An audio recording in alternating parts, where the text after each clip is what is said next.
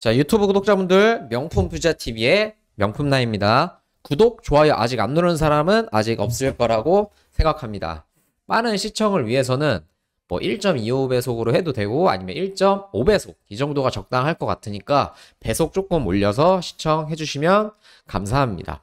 오늘은 조금은 짧지만 이 중요한 소식이었던 거 하나 들고 왔습니다. 여기 보시면 매처럼 매웠던 연준이라고 보셨는데 이 소식은 모르면 안 되기 때문에 혹시나 우리 구독자분들이 챙기지 못했을까봐 준비를 했습니다. 방송 마무리쯤에는 선물도 준비했으니까요. 채널 고정. 자, 모르시는 분들이 없을 텐데 이분 다 누군지 아시죠? 이 금융가에서 가장 중요한 인물인 바로 제롬 파월입니다. 연방공개시장위원회 즉 FOMC는 그 이틀간 회의를 해서 14일에 만장일치로 연방기금 금리 목표 범위를 5에서 5.25%로 동결을 했어요. 5에서 5.25로 동결을 했습니다. 연준이 40년 만에 최악의 인플레이션에 대응을 하기 위해서 공격적인 긴축을 정책을 펼쳤다가 이 10차례 인상을 했거든요. 10차례 따다다다 계속 올렸는데 이번에 한번 스톱을 한 거예요. 여기 보시면 제가 이제 간단한 핵심 내용만 정리를 해왔는데 몇 가지만 짚어보면 될 것 같습니다. 바로 물가 안정을 위해서 추가적으로 2차례 인상이 필요한데 동의를 했다는 거예요.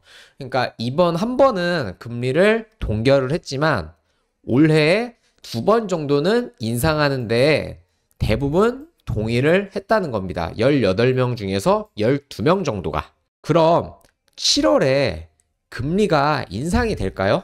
근데 이건 또 확실하지가 않은 게 그 7월 인상에 대해서는 다음번 회의에서 결정한다고 했습니다. 그러니까 뭐 6월 동결에 대해서는 스킵은 아니고 7월 회의도 라이브다. 그러니까 그때 가서 상황 보고 결정을 하겠다고 얘기를 한 겁니다.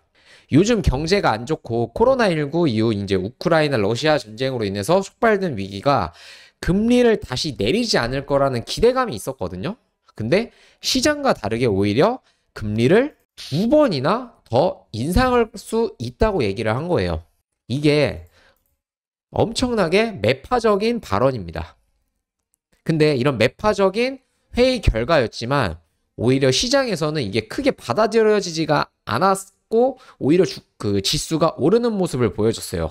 왜냐면 그 연준에서 이제 겁은 졌지만 막상 금리를 올리진 않을 거다. 이게 좀 지배적이었거든요. 해서 나스닥 지표 보시면 나스닥 지수가 최근에 계속 아주 그냥 미친 듯이 오르고 있습니다. 금리가 이렇게 오를 때는 원래 지수가 오르는 게 사실 말이 안 되거든요. 금리는 중력과도 같다고 해요. 금리는 중력. 이게 다른 말로 하면 이 금리라는 게 돈의 가치입니다. 그러니까 돈의 가치가 올라가게 되면 당연히 투자 자산, 그러니까 자산의 가치는 상대적으로 평가절하될 수밖에 없는 게 사실이거든요. 근데 금리도 오르는데 지금 자산 가격인 이 주가도 같이 오르는 이상현상이 좀 나오고 있어요. 이 파월 의장이 인플레이션 압력이 아직 계속 높은 상태라고 하면서 이 모든 위원들이 올해 추가 금리 인상이 적절할 것 같다는 견해를 보였다고 얘기를 했는데 지금 보시는 사진이 뭐 같으세요? 이게 약간 점이 여러 개 찍혀 있잖아요. 이게 바로 점도표입니다. 점도표. 이 위원들이, 그러니까 FOMC의 위원들이 앞으로 그해 금리가 어떻게 될지에 대해서 점을 찍은 거예요. 그래서 여기 보시면 23년도에 지금 이쪽에 가장 많은 점이 찍혀 있잖아요. 그러면 여기가 5%, 5.25, 5.5, 즉 5.5에서 5.75까지. 현재가 5에서 5.25니까 2번 정도 이제 베이비 스텝을 2번 정도 해야지 뭐 빅 스텝을 한 번만 하면은 한 번만 올리면 되겠지만 2번 올린다라는 거 봤을 땐 아마 베이비 스텝을 2번 한다는 뜻이겠죠? 그러면 올해 기준금리 인하는 절대 없는 걸까요? 뭐 그거에 대해서는 알지 못하겠지만 지금 구간이 여기에요. 지금 구간이 여긴데 이 금리 인하를 예상한 위원들은 없습니다. 한 명도 없어요. 이 파월 의장이 그 위원회에서 물가 상승률이 상당히 많이 내려가는 시기에는 금리 인하가 적절하다고 언급을 했고, 이거는 두어 해가 걸릴 거라고 얘기를 했습니다. 그러니까 뭐 24년이나 25년쯤 돼야지 금리 인하가 될 거다. 보시면 24년도에는 뭐 여러 가지 뭐 점이 많이 있지만 여기에 많이 찍혀 있죠. 여기에 4.25에서 4.5, 그리고 25년도에는 대략 3에서 3.75%가 예상이 되고 있습니다. 복잡해 보였지만 이 점도표라는 거 해석하는 거 그렇게 어렵진 않으시죠? 이거 제가 한번 설명을 해드렸고, 이번 FOMC 회의 결과에 대해서 제가 한번 간단하게 설명을 드렸는데, 그럼에도 우리 종목들은 수익이 잘 나고 있습니다. 저희가 최근에 이제 수익 났던 종목들 한번 보여드리면, 첫 번째 종목 루트로닉. 얘가 어떤 종목인지 많이들 아실 거예요. 이거 뭐 요즘에 TV에도 많이 나오고 그 경제방송에서도 많이 나오잖아요. 얘는 의료 장비 업체입니다. 그러니까 레이저 의료기기 사업을 하고 있고, 그리고 이제 종속회사를 통해서 뭐 미국, 일본, 중국, 유럽에 이제 레이저 의료기기를, 그리고 광학 의료기기를 판매하고 있어요. 특히 에스테틱 레이저 의료기기 같은 경우에는 국내의 1위 기업입니다. 시장 점유율이 대략 20% 정도가 돼요. 그리고 얘가 작년 매출액이 2,600억 정도가 나왔는데 그 영업이익이 한 554억 정도가 나왔거든요. 2,600억에 554억. 그러니까 영업이익률은 대략 21% 정도의 기업이에요. 엄청난 수치입니다. 그렇기 때문에 주가가 이렇게 오른 거예요. 물론 제가 이제 저희가 추천드렸던 가격 대비해서 이렇게 오른 건데, 이 종목 잘 보시면 주가가 일봉으로 보면 계속 올랐습니다. 어쨌든 저는 그 중간에 이제 달리는 말에 들어갔고, 26,000원 아래에서 5월 24일에 26,000원 아래에서 매수를 해서 거의 약 한 10일 정도가 걸린 것 같네요. 10일 정도 매매해서 수익률 38% 이상을 보여드렸습니다.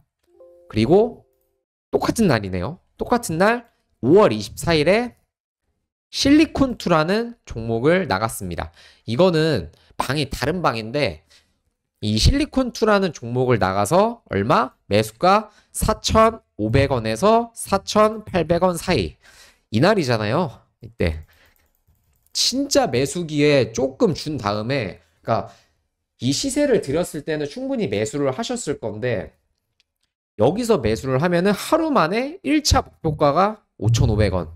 1차 목표가를 하루 만에 달성을 했습니다. 그리고 1차 목표가 달성을 하고 일정 기간 뒤에 2차 목표가까지. 그래서 여기서 저는 매도 신호를 한번 드렸었고요. 그리고 2차 목표가인 이때 6,100원일 때 제가 2차 매도 비중 40% 남은 거 전량 청산하라고 얘기를 했습니다.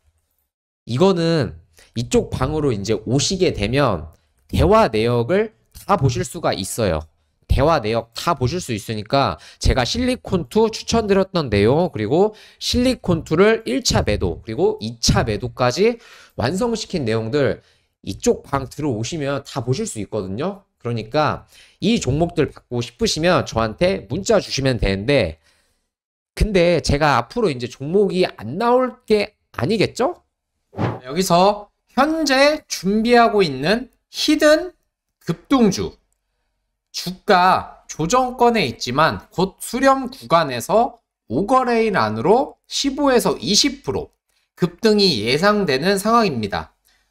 또한 중기 목표 수익 70% 이상인 종목 010-5650-2953으로 문자 급등 보내주시면 관련해서 상담을 드리도록 하겠습니다. 010-5650-2953 문자로 급등 간단하게만 보내주시면 되거든요. 관련해서 상담 드리도록 하겠습니다.